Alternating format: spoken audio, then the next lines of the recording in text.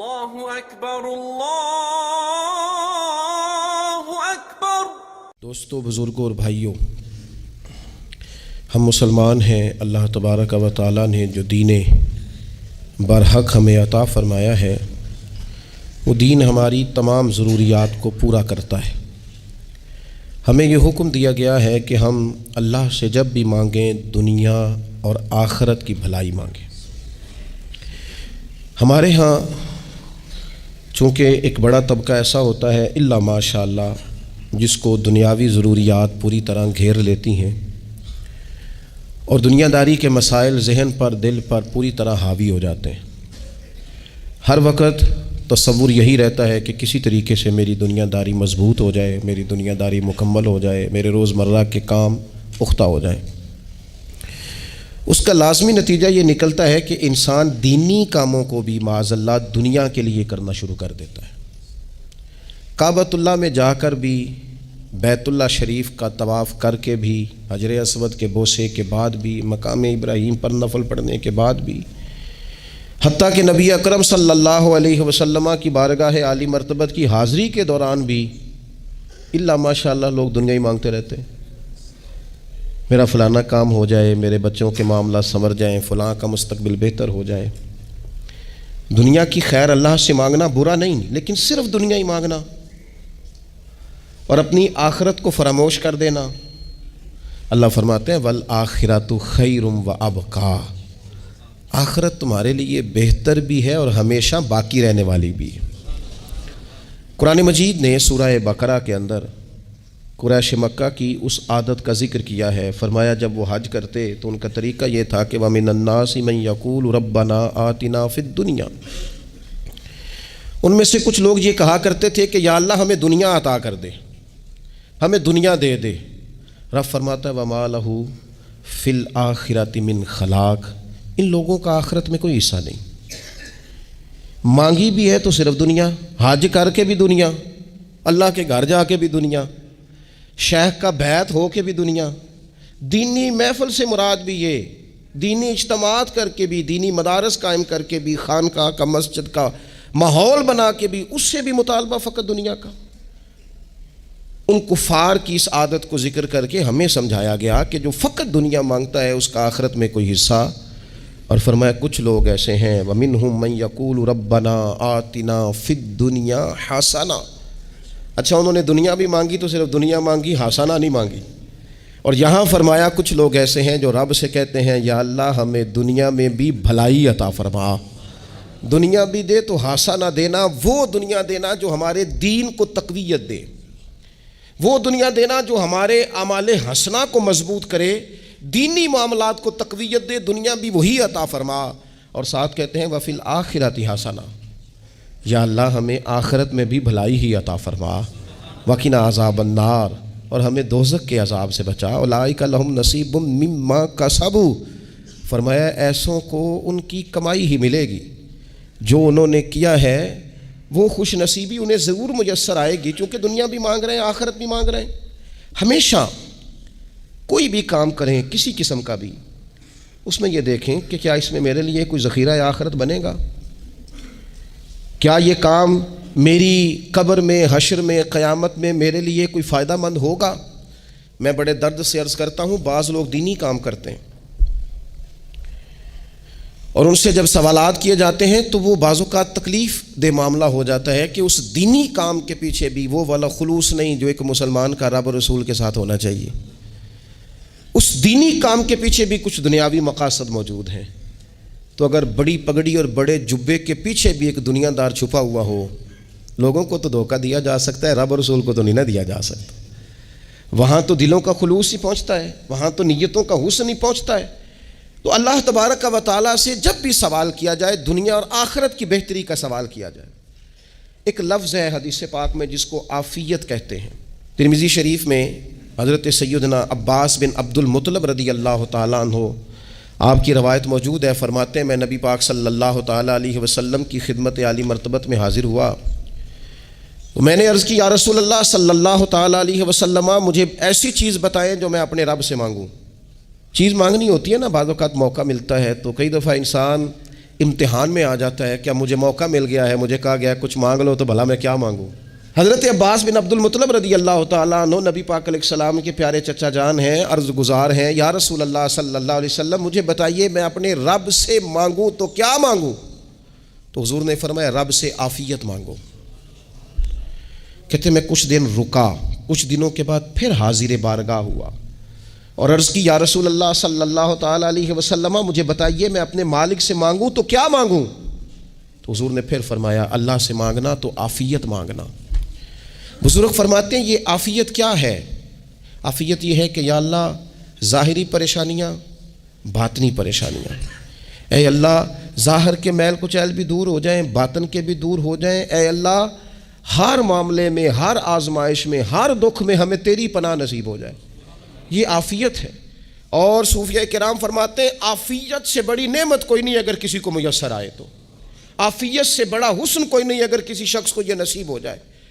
اور ایک اللہ والے نے تو ایک اور بڑا خوبصورت ترجمہ یہاں کیا ہے، وہ کہتے ہیں عافیت کا مطلب ہے دل کا قرار، عافیت کا مطلب ہے باطن کا سکون، عافیت کا مطلب ہے انسان کے مزاج کا حوصلہ، ٹھنڈک، بردباری۔ اس بندے کو عافیت نصیب ہو جاتی ہے گویا اللہ اسے سکون کی دولت عطا فرما دیتا ہے، تھوڑے پیسوں میں بھی سکون، بغیر شہرت کے بھی سکون، کوئی بات مان لے تب بھی سکون، کوئی دھتکار دے پھر بھی سکون، لوگوں کی گڈ بک میں ہو پھر بھی سکون، اور اگر لوگ سارے مخالفت میں آ جائیں تو چونکہ اللہ نے عافیت دی ہے پھر بھی سکون۔ اللہ تعالیٰ نے ان لوگوں کو قرار کی دولت، اللہ سے عافیت مانگی جائے، اس میں دنیا کی بھی بھلائی شامل ہے، آخرت کی بھی بھلائی شامل۔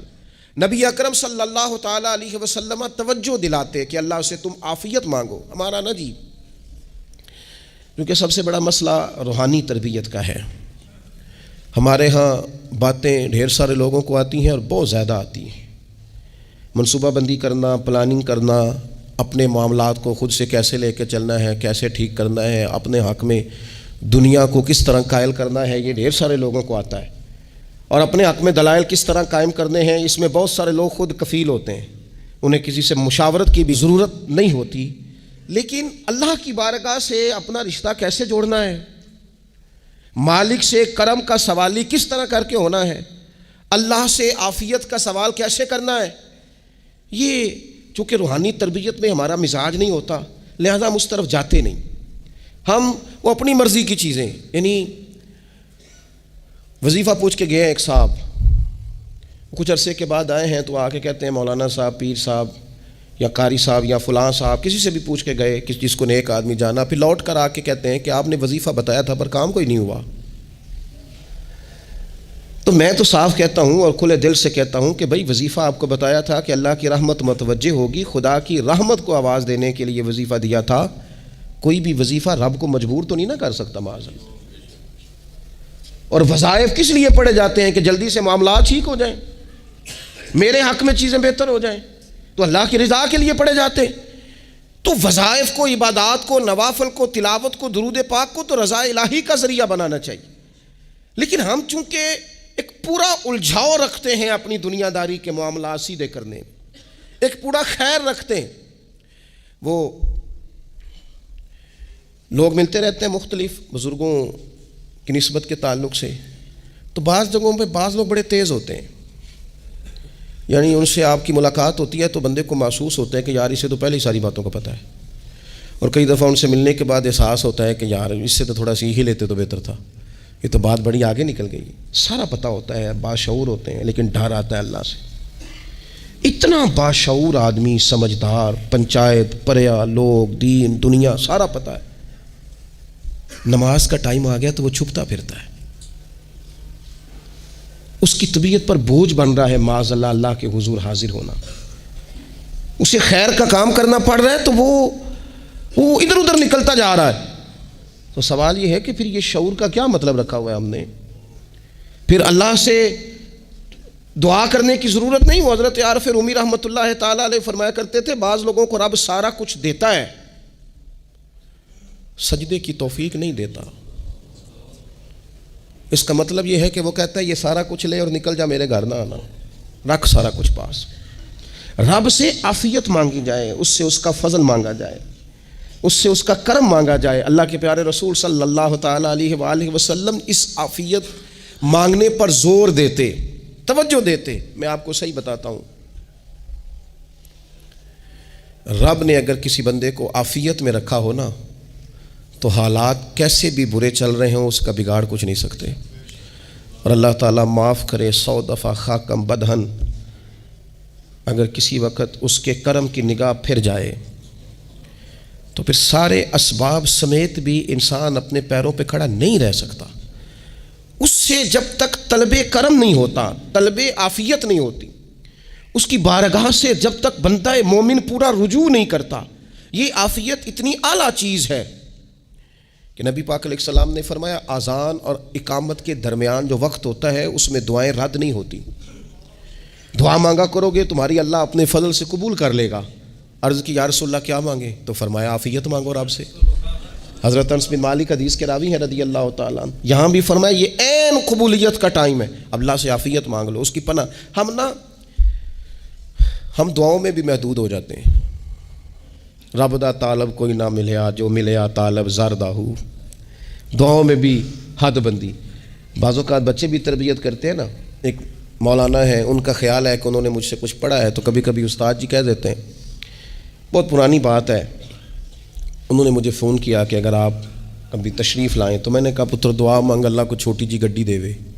تو اس بچے نے میری بڑی تربیت کی، کہنے لگا استاد جی اللہ کو لو منگنی جے تے وڈی ساری منگو، آپ نے محدود کیوں کیا کہ بھئی یہ چھوٹی سی اللہ گاڑی کیوں اللہ چھوٹی دے، رب دے تو بڑی دے اور رحمت سے دے، اللہ سے مانگنی ہے نا جی۔ ہم تربیت نہیں لیتے۔ میں نے اس کا شکریہ ادا کیا، میں نے کہا بیٹے تو نے بڑی سونی بات کی، اللہ تجھے اس کا اجر عطا کرے، اللہ تجھے برکات عطا کرے۔ اگر آپ نے سیکھنا ہے تو پھر آپ سیکھ لیں گے، اور اگر نہیں سیکھنا تو پھر یہی کہنا ہے ساری عمر لانگی بندہ کو نہیں ملیا، چونکہ مزاج نہیں ہے نا سیکھنے کا، اس لیے پھر ملا ہی کوئی نہیں، پھر ساری زندگی کو میسر ہی نہیں آیا، کسی نے نصیحت ہی نہیں کی، کوئی آنکھوں کو بھایا ہی نہیں، خود ہی بڑے سیانے تھے، خود ہی بہت بڑے تھے، اپنا قد ہی بڑا اونچا تھا، سب ٹھگنے چھوٹے اور کمزور اور بونے نظر آئے۔ عزیز بھائی، جب عافیت، ایک بزرگ تھے ہر وقت اللہ سے عافیت مانگتے تھے، ہر وقت اللہ سے عافیت مانگتے تھے، ہر وقت عافیت مانگتے تھے۔ لوگوں نے پوچھا، لوگ ان کو صالح جانتے تھے، نیک سمجھتے تھے، کہ حضور آپ اور کوئی دعا مانگتے نہیں، عافیت ہی مانگتے ہیں۔ فرمانے لگے میں مانگا کرتا تھا شروع میں، بعد میں خیال آیا ہے اور بھی دعائیں مانگا کرتا تھا، یہ احساس بعد میں نصیب ہوا۔ فرماتے میں مزدوری کرتا تھا، مال برداری کرتا تھا، ایک جگہ پہ ڈیوٹی کر رہا تھا تو تھک گیا، اور وہ جو کام لینے والے لوگ تھے ان کا رویہ بھی بڑا ترش تھا، تکلیف ہوئی، تو میں نے اپنے مالک کی بارگاہ میں عرض کی، مالک اگر 2 روٹی بغیر مجھے مشقت کے مل جائے دن میں تو تیری بارگاہ تو بڑی کریم ہے۔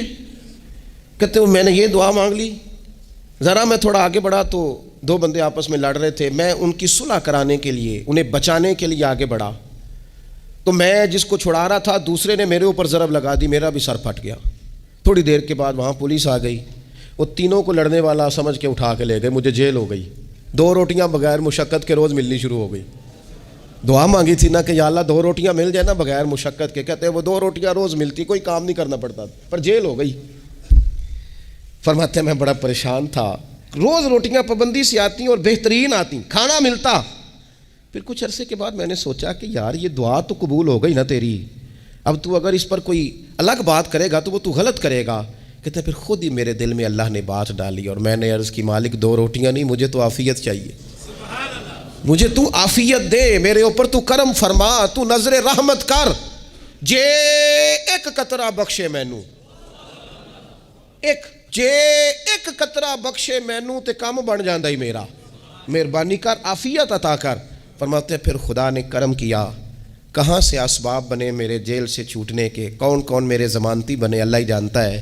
فرماتے ہیں دروازے بھی کھل گئے، رزق بھی ملتا ہے، صحت بھی میسر ہے، سجدہ بھی کر لیتا ہوں، سویرے تلاوت بھی کرتا ہوں، شام کو مدینے والے کی بارگاہ میں راج کے درود و سلام بھی عرض کرتا ہوں، میں ممکن ہوتا ہے تو کسی غریب کی داد رسی بھی کرتا ہوں۔ اب سمجھ آئی ہے، ربنا آتنا فی الدنیا حسنۃ وفی الآخرۃ حسنۃ وقنا عذاب النار۔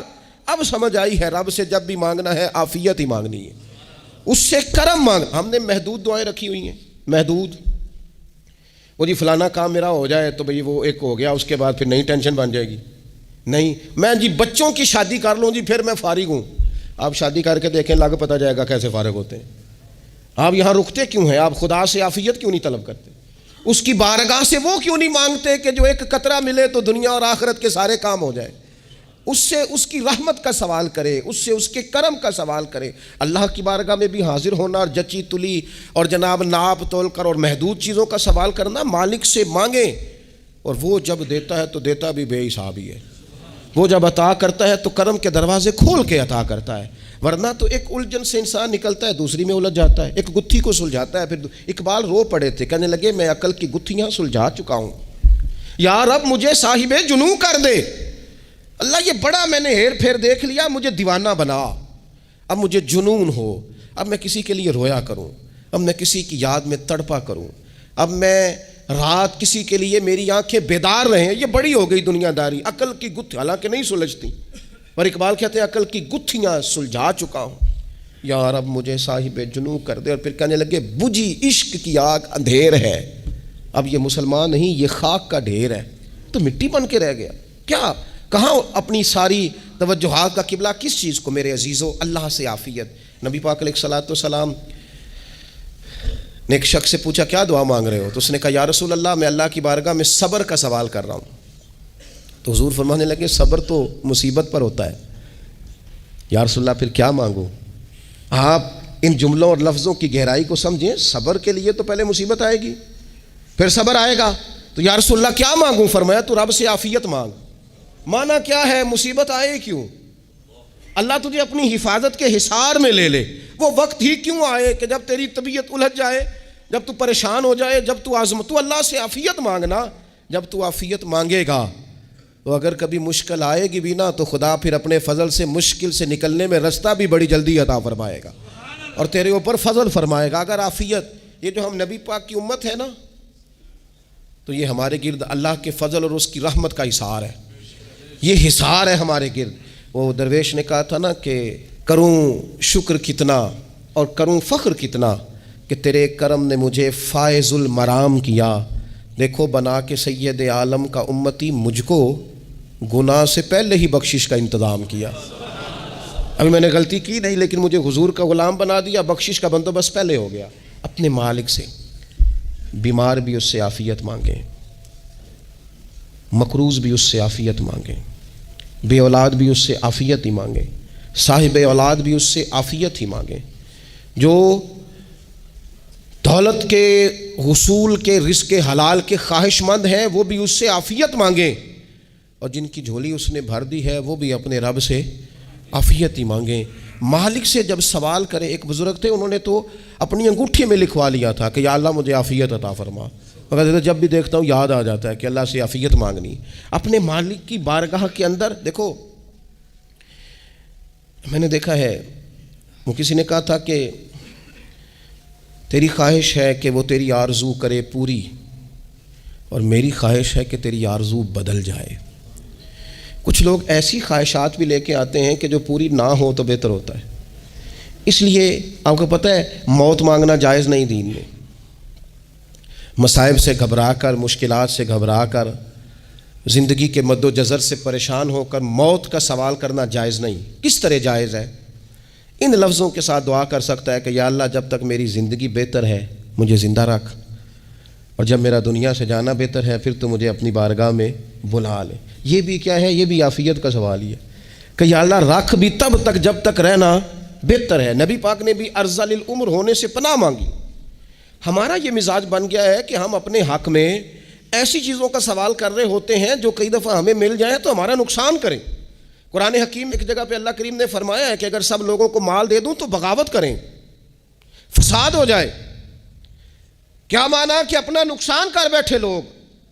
ہم اپنے مالک کی بارگاہ میں بعض ایسی چیزوں کے سوالی ہیں کہ جو ہمارے لیے ٹھیک نہیں ہے، ہمیں اس کے کرم پر چھوڑنا ہے، اس سے عافیت مانگنی۔ اور بعض لوگ، کیونکہ میں کہہ چکا ہوں شروع میں کہ ہماری دینی روحانی تربیت نہیں ہوتی، اور ہم کہیں سے باقاعدہ اسباق لینے کے قائل ہی نہیں ہوتے، پوری تربیت کا ہمارا مزاج نہیں ہوتا، اپنی عقل اور اپنا شعور اور اپنے حساب سے ہم زندگی کو بتانا چاہتے ہیں۔ اور یہ جو میرا دور ہے یہ ویسے ہی الجھا ہوا زمانہ ہے، اللہ ماشاء اللہ، پتہ نہیں کوئی کیا بول رہا ہے، کوئی کیا کہہ رہا ہے، ایسے ہے جیسے کوئی میلہ لگا ہوا ہے اور کان پڑی آواز سنائی نہیں دے رہی۔ جس کی دکان پر کوئی گاہک نہیں وہ بھی کہہ رہا ہے لائنیں بنا لو۔ ایسا الجھا ماحول ہے اور ایسی آزمائش ہے کہ لوگ بیچارے پریشان ہیں۔ دیکھیں جب تربیت کے ساتھ انسان آگے بڑھتا ہے نا، ہمارے پاس مقتدا ہے اللہ رسول کا کلام، ہمارا پیشوا ہے رب رسول کا فرمان، جب ہم کتاب و سنت کی روشنی میں آگے بڑھتے ہیں تو پھر ہمارے لیے منزل آسان بھی ہوتی ہے اور قریب بھی ہوتی ہے، پھر ہمارے لیے آگے کی طرف سفر کرنا، آگے بڑھ جانا یہ آسان ہوتا ہے۔ آپ غور کریں، جو لوگ دنیا میں کامیاب رہے، بھلا کس طرح کامیاب رہے؟ وہ اس طرح کامیاب رہے کہ انہوں نے نا اپنے رب سے عافیت مانگی، اللہ تعالیٰ نے خود بخود ان کے لیے رستے بنائے۔ آپ تاریخ پڑھیں گے بعض لوگوں کی تو لگ نہیں رہا تھا کہ وہ اتنی کامیابی حاصل کریں گے۔ دیکھ لیں آپ، حضرت غوث اعظم جیلانی رضی اللہ تعالیٰ عنہ بغداد شریف تشریف لاتے ہیں تو ان کی کیفیت یہ ہے کہ پتے کھا کے گزارا کرنا پڑتا ہے، یعنی پیچھے کوئی ایسا بیک گراؤنڈ کسی کا بنایا ہوا ادارہ، کوئی بڑی خانقاہ، کوئی بڑے لمبے چوڑے والد صاحب کے مریدین، کوئی بڑا لمبا سلسلہ نہیں مل رہا۔ ان کو بظاہر پتے کھا کے گزارا کرنا پڑتا ہے، لیکن چونکہ وہ نکلے ہیں اللہ کی مدد کے ساتھ، انہیں اللہ نے تائید دی ہے، فضل فرمایا ہے، تو نتیجہ یہ نکلا ہے کہ 70 ہزار بندہ ایک ایک وقت میں تربیت لینے کے لیے ان کے سامنے موجود ہے۔ یہ اللہ نے اسباب بنائے ہیں، کیونکہ جب رب عافیت عطا کرتا ہے تو پھر اللہ اسباب بھی پیدا فرماتا ہے۔ ہمارا ذہن تو تھک جاتا ہے سیاست کرتے کرتے، ہم تو جناب پوری ترتیب سے ہمیں سلیقہ آتا ہے کس طرح کر کے کس بندے کو کیسے قائل کرنا ہے، پورے طور پر ہم وہ ساری زندگی سیاست کرتے رہتے ہیں، وہ خاندانوں میں بھی چلتی ہے، گلی محلے میں بھی چلتی ہے، دوستوں میں بھی چلتی ہے، اور بعد میں پتہ چلتا ہے کہ یہ پتے کھیل کون رہا تھا، اصل میں صلح کرانے والا تھا کہ لڑائی کرانے والا تھا، یہ سب کا خیر خواہ تھا، یا سب کی ذہن کے اندر فطور کی آمیزش ہی اس شخص کی وجہ سے تھی۔ ہم چونکہ وہ خاص عافیت اللہ سے نہیں مانگتے، ہماری مخصوص سیاست ہوتی ہے سبھی کو راضی رکھو، اس کا نتیجہ یہ نکلتا ہے کہ ایک ٹائم آتا ہے کوئی بھی راضی نہیں رہتا۔ ہم اگر اپنے مالک کی طرف رجحان کریں اور اللہ نے جو ہمیں شعور دیا ہے اس شعور کو لے کر اللہ کی بارگاہ کی طرف بڑھیں، آپ یقین کریں اعلیٰ حضرت بریلوی رحمۃ اللہ علیہ کی کتابیں ہیں، ایک ایک کتاب پر PhD ہو رہی ہے، اور انہوں نے 150 سال پہلے بیٹھ کر جو کچھ لکھا تھا بعین ہی لفظ بلفظ اس کی ضرورت آج محسوس ہو رہی ہے اور آنے والے وقت میں بڑھ رہی ہے، لیکن ان کے پاس کوئی ٹیم نہیں تھی، 50 لوگ نہیں تھے جو ان کے پاس بیٹھ کے لکھواتے، اپنا پریس نہیں تھا، ایسے لوگ نہیں تھے کہ جن کو پتہ ہوتا کہ کتاب ہم کل چھاپیں گے اور اتنے فیصد یہ مارکیٹ میں نکل بھی جائے گی، ایسا کچھ نہیں تھا۔ کیا تھا؟ اللہ کی مدد ساتھ تھی، تائید ایزوی ساتھ تھی، اللہ نے اپنی عافیت میں رکھا تھا۔ وہ قرآن مجید کی آیت کا ترجمہ کرتے ہیں نا اعلیٰ حضرت اہدنا الصراط المستقیم، یا اللہ ہمیں سیدھی راہ پہ چلا۔ بہت سارے مفسرین نے کہا اے اللہ ہمیں سیدھا راستہ دکھا، فرماتے ہیں اے اللہ ہمیں سیدھی راہ پر چلا۔ تو کسی نے کہا حضور یہ چلا اور دکھا میں کیا فرق ہے؟ فرمانے لگے دکھانے کا مطلب یہ ہوتا ہے کہ کسی نے پوچھا میں نے گجرانوالہ جانا ہے، تو دکھانا یہ ہے کہ اسے کہا یہاں سے باہر نکلو، روڈ پہ چڑھ جاؤ، سیدھے جاؤ گے، ایک پول آئے گا اسے کراس کرنا، نیچے اترنا، وہاں سے شہر شروع ہو جائے گا۔ پھر اس نے اگر کوئی اندرونی جگہ شہر کی پوچھ لی تو اس کو کہا کہ رائٹ ہو جانا، پھر لیفٹ ہو جانا، پھر آگے کسی سے مزید۔ یہ ہے راستہ دکھانا، اور ایک ہے چلانا۔ اس نے کہا میں نے گجرانوالہ جانا ہے، تو اس نے کہا ساتھ بیٹھنا میری گاڑی پہ، جہاں تو نے جانا ہے میں چھوڑ کے آتا ہوں۔ یہ راستے پہ چلانا ہے، یہ مقام تفکر ہے، آپ اس پر غور فرمائیں گے۔ کہتے ہیں یا اللہ تو ہمیں راستہ دکھائے گا اور دکھاتا ہے، لیکن چاروں جانب شیطان بھی تو بیٹھا ہے نا، فتنے بھی تو ہے نا، تو اگر تیری رحمت ساتھ رہے، مانا کہ محبت کے سفر میں ہر گام پہ 100 مشکل ہے، لیکن یہ سفر آسان بھی ہے اگر ساتھ تمہارا ہو جائے۔ اگر تو ساتھ چلے تو پھر یہ سفر مشکل ہے۔ وہ ہارون رشید نا اپنے محل کی چھت پہ ٹہل رہا تھا، سب سے اوپر والے چوارے پر، نیچے سے حضرت بہلول دانا گزر رہے تھے، اوپر اس کے ساتھ سپاہی بھی تھے، گن مین بھی تھے۔ اس نے کہا یہ بابا تو ذرا اوپر اٹھاؤ۔ انہوں نے ایک ڈولی، ایک ٹوکری سمجھ لیں، اس کو رسیاں باندھ کے نیچے پھینکا۔ نیچے جو سپاہی تھے ان کو کہا کہ یہ بابا جی کو پکڑ کے اس میں بٹھاؤ۔ انہوں نے جبرن تھاما بابا جی کو، اس میں ڈالا، اوپر والوں نے کھینچ لیا۔ 2-3 منٹ لگے۔ ہارون رشید کے سامنے حضرت بہلول دانا پہنچ گئے تو تھوڑے ناراض بھی ہوئے کہ یہ کوئی طریقہ تو نہیں نا بلانے کا۔ ملاقات ہوئی تو کہا کیوں بلایا؟ کہنے لگا ایک مسئلہ پوچھنا تھا۔ فرمانے لگے بادشاہ ہے نا، تیرے مسئلے پوچھنے کا بھی اپنا ہی انداز ہے، پوچھ مسئلہ۔ کہنے لگا بابا پوچھنا تھا کہ آپ اللہ تک کیسے پہنچے؟ حضرت بہلول دانا چپ کر گئے۔ 2-4 منٹ کے بعد کہنے لگے جس طرح ابھی زمین سے تیرے تک نہیں پہنچا، بالکل اسی طرح ہی پہنچ گیا ہوں رب کریم کی بارگاہ تک۔ اور وہ بھی جو اس نے کرم فرمایا ہے، ورنہ میں تو نہیں سمجھتا کہ میں پہنچ گیا، وہ بھی اگر تیری خوش گمانی ہے۔ ہارون رشید کہنے لگا مجھے سمجھ نہیں آئی، فرمانے لگے تو بادشاہ جو ہے اتنی جلدی کیسے سمجھ میں آئے گی تجھے بات؟ فرمانے لگے اگر میں تجھ سے ملنا چاہتا نا تو میں ایک درخواست لکھتا، پھر کسی وزیر سے سفارشی سائن کراتا، پھر وہ جمع کراتا، پھر مجھے ٹائم ملتا کہ فلاں دن فلاں تاریخ فلاں ٹائم آ جانا، پھر آ کے میں لائن میں لگتا، پھر بھی تو بادشاہ ہے، تیرا موڈ بنتا ملنے کا کہ نہ بنتا، جب میں چاہتا تو پتہ نہیں کتنا ٹائم لگ جاتا، جب تو نے چاہا ہے نا تو 1 منٹ بھی نہیں لگا۔ فرمانے لگے میں نے دعویٰ ہی نہیں کیا کہ میں جد و جہد کر کے پہنچوں گا، میں نے تو رب کی بارگاہ میں عاجزی کی ہے، پھر رب نے ہی کرم فرمایا ہے، اسی نے مہربانی کی ہے۔ مانا کہ محبت کے سفر میں ہر گام پہ 100 مشکل ہے، لیکن یہ سفر آسان بھی ہے، اگر ساتھ تمہارا ہو جائے۔ اس کے کرم کا ساتھ رہا ہے، اس سے عافیت مانگی ہے، اپنے آپ کو اس کے سپرد کیا ہے تو اس نے کرم کر دیا۔ جب تک یہ مزاج نہیں ہم بناتے کہ مالک سے عافیت کا سوال کریں، اپنے آپ کو اپنے رب کے حوالے کر دیں، اس کی رحمتوں کے سپرد کر دیں، اتنی دیر تک زندگی میں ٹھہراؤ نہیں آتا، قرار نہیں آتا۔ مشکات میں موجود ہے، اللہ کے پیارے رسول صلی اللہ تعالیٰ علیہ وسلم تیمارداری کے لیے گئے تو صحابہ کرام فرماتے ہیں وہ بندہ نا اتنا پتلا نحیف اور لاغر ہو گیا تھا جس طرح چڑیا کا بچہ ہوتا ہے، کمزوری ضعف طاری تھا۔ تو محبوب کریم نے اسے دیکھا تو بڑے کریمانہ انداز میں کریم فرمانے لگے تو کوئی دعا نہیں مانگتا، تو عافیت نہیں مانگتا اللہ سے؟ عرض کی یا رسول اللہ صلی اللہ تعالیٰ علیہ وسلم، میں نے اپنے رب کی بارگاہ میں عرض کی ہے مالک قیامت کا عذاب بڑا سخت ہے، میں نہیں برداشت کر سکتا، تو نے اگر مجھے کوئی سزا دینی ہے تو یہیں دے لے، قیامت کو نہ دینا۔ تو کہتے ہیں محبوب فرمانے لگے سبحان اللہ، او خدا کے بندے تو رب کی سزا دنیا میں بھی نہیں سہ سکتا، اللہ سے یہ بھی سوال نہ کر، تو رب سے کہہ ربنا آتنا فی الدنیا حسنۃ وفی الآخرۃ حسنۃ وقنا عذاب النار، تو رب سے دنیا میں بھی حسنہ مانگ، بھلائی مانگ، تو آخرت کے لیے بھی بھلائی مانگ، تو اس سے عافیت کا سوال کر۔ تو نے یہ سوال کیوں کیا؟ عرض کی یا رسول اللہ کرم ہو گیا ہے، مجھے سمجھ آ گئی ہے، اب میں اسی طرح ہی کروں گا۔ عزیز دوستو ہم کہاں سہ سکتے ہیں؟ ہم دنیا میں رب کی سزا ہم نہیں سہ سکتے، ہم کمزور ہیں تو گرمی نہیں سہ سکتے، شدید سردی نہیں سہ سکتے، شدت کی بھوک لوگ نہیں سہ سکتے، کوئی آزمائش نہیں سہ سکتے۔ وہ جو لوگ بعض اوقات کہہ دیتے ہیں نا جی فلاں چیز ہمارے اعمال کا نتیجہ ہے، تو میں کیا کرتا ہوں نہ کو یار ہم تو یہ بھی نہیں سہ سکتے، ہم کہاں برداشت کر سکتے ہیں، ہمیں تو وہ معاف ہی فرمائے، ہم حساب والے ہے ہی نہیں، ہم تو صرف معافی والے ہیں۔ ہم سے نہ حساب پوچھے، اس نے حساب پوچھا تو پھر تو بڑی مشکل ہو جائے گی، اگر اس نے حساب پوچھا تو بڑی رسوائی ہو جائے گی، اگر حساب پوچھا تو مشکلات سامنے دکھائی دینے لگ جائیں گی۔ ہم سے تو وہ درگزر والا معاملہ کرے، ہم سے تو وہ کہے جا میں نے محبوب کے صدقے تجھے معاف کیا، جا تیرے لیے رحمت اور بخشش والا فیصلہ کیا، وہ کوئی سبب اس کی رحمت کسی سبب کو دیکھ لے اور درگزر کر لے۔ تو آج کی پوری گفتگو میں آج آپ کو بڑی ذمہ داری سے یہ گزارش کر رہا ہوں، اللہ سے عافیت مانگے، ہر وقت عافیت مانگے۔ میری سالوں سے روٹین ہے، میں دعا مانگتا ہوں اللہم انا نسألک العفو والعافیۃ فی الدین والدنیا والآخرہ، اور یہ خاموش تبلیغ ہوتی رہی، میں مانگتا رہا، کئی بچوں کو ویسے یاد ہو گئی، اس کو یاد کر لیں، اللہ سے عافیت مانگے، دین میں دنیا میں آخرت میں، اس کو اپنا مزاج بنائیں۔ اللہ تبارک و تعالی ہم سب کو عافیت نصیب فرمائے۔ آخر دعوانا الحمدللہ۔